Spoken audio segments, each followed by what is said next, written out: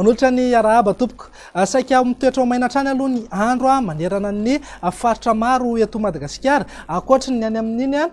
tany ny faritra afovoany andrefana sy atsimo andrefan'ny Madagasikara izay vinavinaina isy tandrifindraona mitsotokotoko ihany arak'izany ara dia mbola afana trany aloha zany isika mety ananika hatrany amin'ny 70 na 170 degré aza moa zay indraindray any amin'ny atany atsimony Madagasikara manomboka amin'ny herinandro mitsidika io kosa dia miandrandra fivoaran'ny firafitry ny atmosfera indray isika izay antenaina ho mando kokoa zany ka merotsak'orana amin'ny faritra sasany eto Madagasikara andao jerentsika amin'ny antsipriany ary mivinany toetry ny andro ho amin'ny rahampitso maraina andraona mety arahana orana malefaka indraindray ny morotsiraka amin'ny faritra Analanjorofo raha andraona mitsitokotoko na ebalika be ingaby masoandro any amin'ny faritra sisa rehetra raha hoan'ny tolakandro indray dia azo orana malefaka ny aty amin'ny morotsiraka amin'ny faritra Tsinanana Analanjorofo mety hitatra hatramin'ny morotsiraka amin'ny faritra Savaza moa izay orana malefaka izay azo orana tandrifindraona kosa ny aty amin'ny Midongy Atsimo Befotaka Mpaka hatrany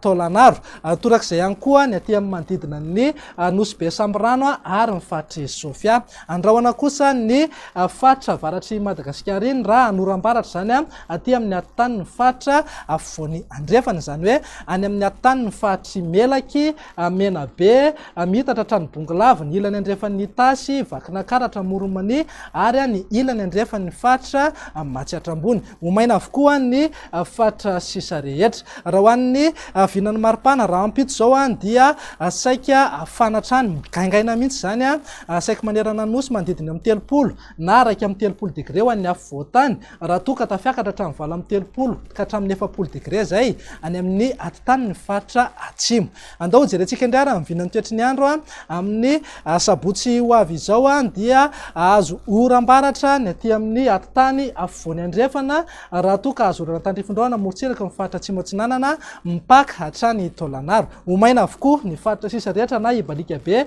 ingaby masoandro raha ny vinany maripana amin'ny sabotsy zay zao dia saika anevikevoka hatrany aloha manerana ny nosy manodidina amin'ny 30 na raika amin'ny 30 degré hatrany ho an'ny afovoantany 5 amin'ny 30 na 4 amin'ny 30 degré any amin'ny faritra avaratra andrefana sy ny faritry Menabe ananika hatrany amin'ny 7 amin'ny 30 degré moa zay aty amin'ny atitany atsimony nosy andao faranantsika amin'ny vinany toetry ny andro amin'ny alahady ary izay